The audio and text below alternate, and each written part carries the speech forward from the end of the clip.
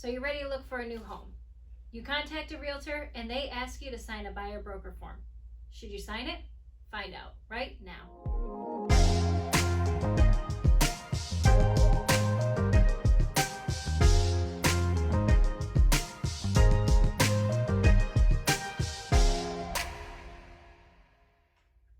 Hi everybody, and welcome to my channel. For those of you who don't know me, my name is Barbara Natty. I'm a realtor with Berkshire Hathaway Home Services right here in Southington, Connecticut. Today we're going to be talking about buyer broker agreements, and make sure to stay tuned all the way to the end of the video where I give out a bonus tip. Also, make sure to subscribe and hit the bell for notifications so that you'll be notified every time I put out a new video. Let's get right into it. First off, what is a buyer broker agreement? Well, what it boils down to is a buyer broker agreement is a legally binding agreement between you, the buyer, and me, the realtor, showing that I'm going to help you find and purchase a new home. It's going to break down my duties to you as well as your duties to me. Specifics on a buyer broker agreement may vary between brokers depending on which one you use. But no matter what, you will always have your fiduciary duties owed to you as a client. These are loyalty, confidentiality, disclosure, reasonable care and diligence, obedience, and accounting. So 3 of the duties from the realtor to the buyer on the Berkshire Hathaway buyer broker form are: number 1, confidentiality. So this means that I'm going to keep your private information confidential between the two of us. Of course, unless it's mandated by law, or if you give me written permission to share this with the other party. This might come into play if you were looking to close on a home on a specific date because you had to be out of your rental on that date, and the seller was wondering why we were looking for such a quick closing. Then you might give me permission to disclose this reasoning so that the seller understands. Number 2, negotiations. I'm here to help negotiate on your behalf, not only on your purchase price, but also on things like when's your closing date going to be, when's your inspection date going to be, inspection requests that come up during the inspection. There's many things throughout a real estate transaction that need to be negotiated, and I'm here to help. Number 3, information. Now, although we do not provide specific information on the properties, such as their use or on neighboring properties, we will provide you with any information that we do have and also point you in the right direction to find out what you are looking for. 3 duties that you have to your realtor.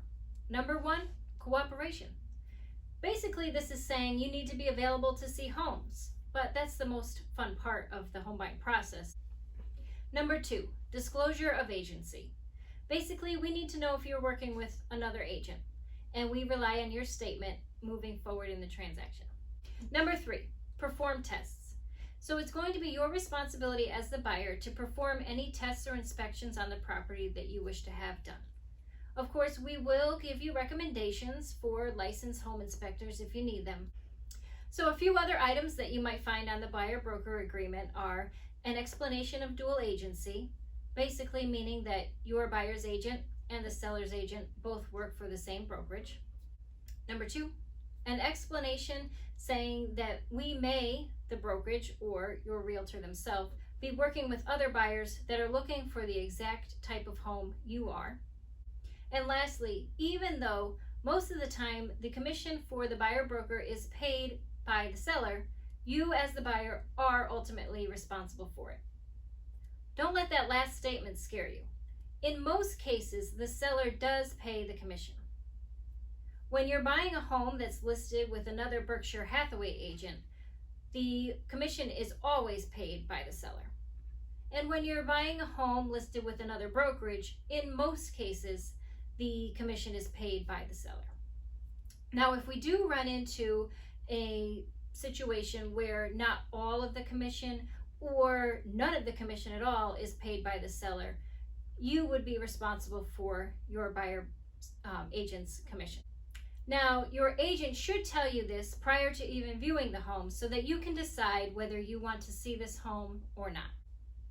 So that gives you an idea of some of the information you are going to find on a buyer broker form. But should you sign it? Yes, of course you should sign it.